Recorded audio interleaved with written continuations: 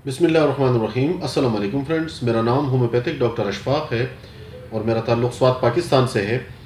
आज हम piriformis syndrome और शैटिका जो तकलीफ़ होती है अर्क़ुन्निसा की, यानी यूँ कह लीजिए कि ये अर्क़ुन्निसा की दो किस्में हैं जिससे बाज़ अक्सर लोग वाकिफ़ नहीं हैं और वो इन दोनों को एक ही गर्दानते हैं। आज की इस वीडियो में शैटिका की जो दो अक़साम हैं, यानी यूँ कह लीजिए कि शैटिका अलग चीज़ है और पिरिफॉर्मिस सिंड्रोम जिसे कहा जाता है, यानी यही शैटिका जो शैटिक नर्व जो होती है वो हिप के मुकाम पर दब रही होती है। इन दोनों में ये फ़र्क समझने की कोशिश करेंगे, अलामात के हिसाब से भी इसमें फ़र्क जानने की कोशिश करेंगे, किस तरह से आप घर पर या क्लिनिकली इसको हम किस तरह से डायग्नोस करते हैं वो समझने की कोशिश करेंगे और आखिर में इसमें बेहतरीन जो होम्योपैथिक मेडिसिन है वो मैं आपको बताऊंगा। और याद रखिए कि इस मसले मसाइल में रिज़ल्ट जो है वो दिन एंड देर रिज़ल्ट मिलते हैं, यानी बड़े फास्ट आपको होम्योपैथिक मेडिसिन आपको रिज़ल्ट प्रोवाइड करती है। तो ये वीडियो शुरू करते हैं।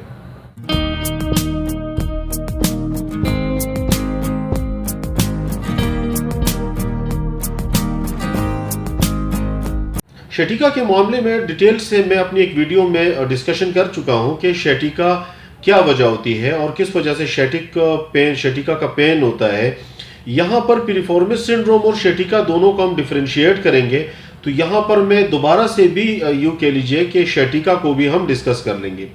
बेसिकली शैटिका का ताल्लुक जो है वो डिस्क से होता है, यानी आपके जो लंबर स्पाइन्स है, लंबर स्पाइन्स के बीच में से ये जो स्पाइन्स है, इस स्पाइन्स के बीच में से लेट सपोज ये दो स्पाइन्स है और इन दोनों स्पाइन्स के बीच में से जो नर्व निकल रही है, तो यहाँ पर जो डिस्क बीच में जो कार्टिलेज होती है वो थोड़ी सी हर्निएशन उसमें हो जाती है, बल्ज या नहीं, थोड़ी सी उभरी हुई हो जाती है, बाहर निकल आती है और उभरने की वजह से वो उस नर्व को जो शैटिक नर्व होता है उसको वो प्रेस कर रही होती है।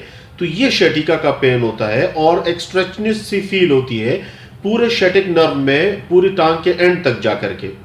ये बेसिकली जो हमारे लंबर स्पाइन होते हैं, यानी जो हमारे कमर होता है, कमर में से जो शैटिक नर्व निकल करके फिर ये हिप में से जा करके होती हुई टांग में जाती है और ये दोनों तरफ तकसीम होती है।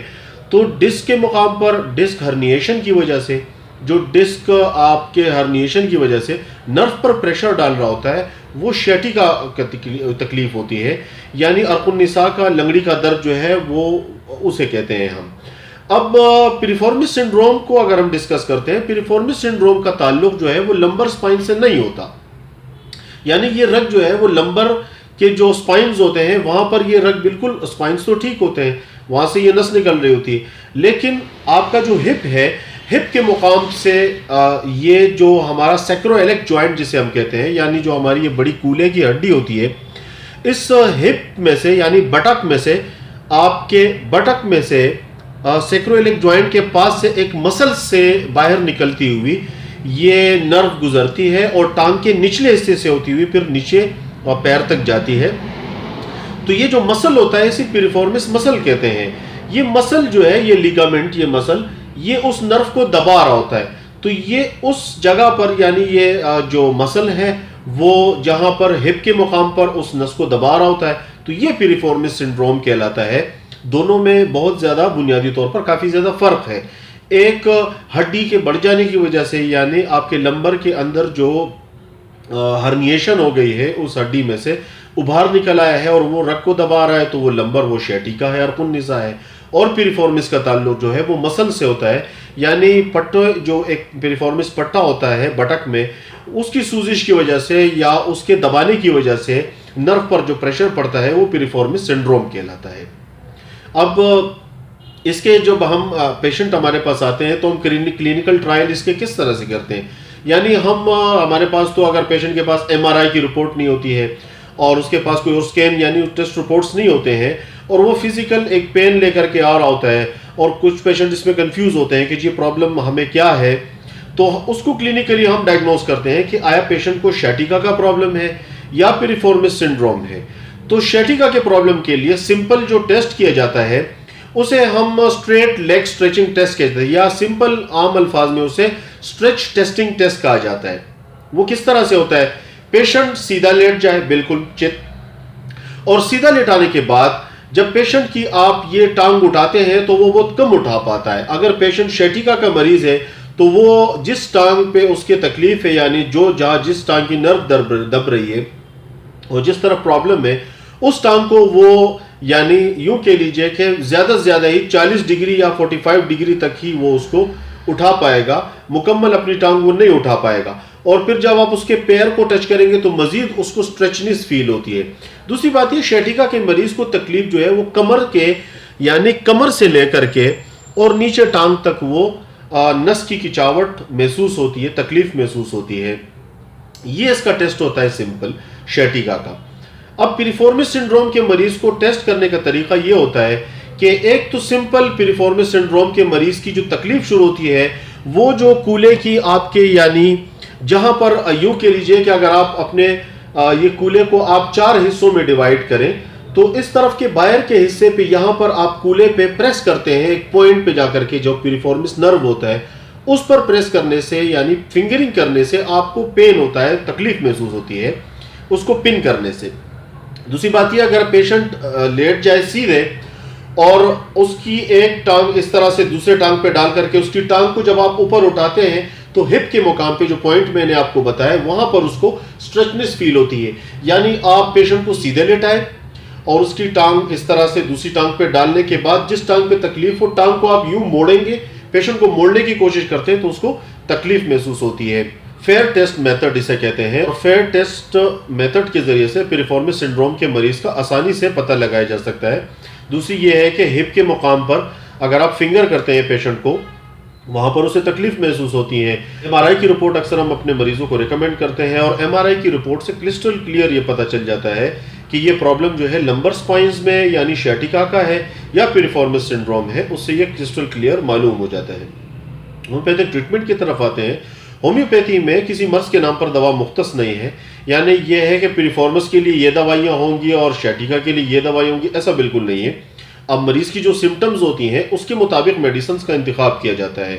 बुनियादी तौर पर जो अक्सर हमें मुश्तरका जो अलामात मिलते हैं, पिरिफॉर्मिस सिंड्रोम में नमनेस बहुत ज़्यादा होती है और सुन होने का एहसास बहुत ज़्यादा होता है।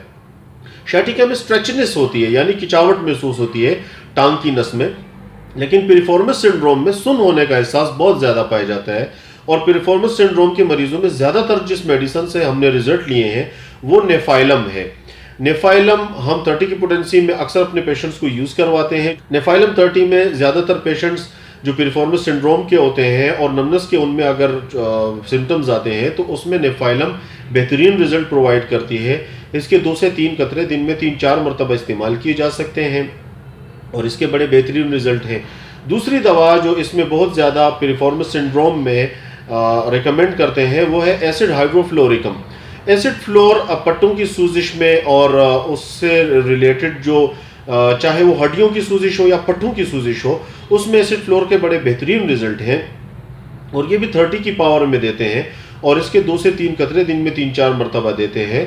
जो मरीज एसिड फ्लोर के सिम्टम देता है तो उसे हम ज़्यादातर फिर एसिड फ्लोर मेडिसिन हम उसे प्रिस्क्राइब करते हैं। तीसरी एक दवा का मैं जिक्र करना चाहता हूँ जो शैटिका और पिरिफॉर्मिस सिंड्रोम दोनों में उसके बड़े बेहतरीन रिजल्ट हैं और उस दवा का नाम है रस्टॉक्स। रस्टॉक्स 30 की पोटेंसी में, 200 की पोटेंसी में, 1M में, 10M तक की पोटेंसी में, CM में अपने मरीजों को हमने दी है। मुख्तलिफ पोटेंसीज में दी है। केस के देखते हैं केस को कि केस कितना क्रॉनिक है और कितना पुराना है या एक्यूट है, तो उस हवाले से। और बुनियादी तौर पर जो रस्टॉक्स के सिम्टम्स मरीज में होने चाहिए, यानी मरीज अगर थोड़ी देर बैठा है और बैठने के बाद जैसे ही वो उठता है तो पिरिफॉर्मिस सिंड्रोम के मरीज को इस वक्त जो है, चूंकि जब वो बैठने से उठता है तो ये जो मसल है वो नस को उस वक्त दबा रहा होता है, तो इस टाइम उसको एक जर्क सा या ट्विस्टिंग सा पेन महसूस होता है, तो उसी नर्व के दब जाने की वजह से। तो और थोड़ा सा चलने के बाद जब वो चंद कदम लेता है तो उसकी तकलीफ रफा हो जाती है, तो ये रस्टॉक्स की सबसे बड़ी अलामत होती है। बिलाशुबा रस्टॉक्स के इसमें बड़े अच्छे रिजल्ट हैं। शैटिका के हवाले से जो मेडिसिन हैं वो मैंने अपनी एक वीडियो जो शैटिका पर है उसमें मैंने डिस्कस किए थे, आपको डिटेल में मैंने शैटिका के हवाले से मेडिसिन बताई थी। उम्मीद करता हूँ मेरी ये वीडियो आपके लिए काफ़ी ज़्यादा फ़ायदेमंद रहेगी। आपको मैं एडवाइस करना चाहूँगा कि आप खुद से दवा का इस्तेमाल ना करें, सेल्फ मेडिकेशन ना करें, चूँकि आपको पता नहीं होता और किसी होम्योपैथी में तो किसी मर्ज के नाम पे दवा नहीं है।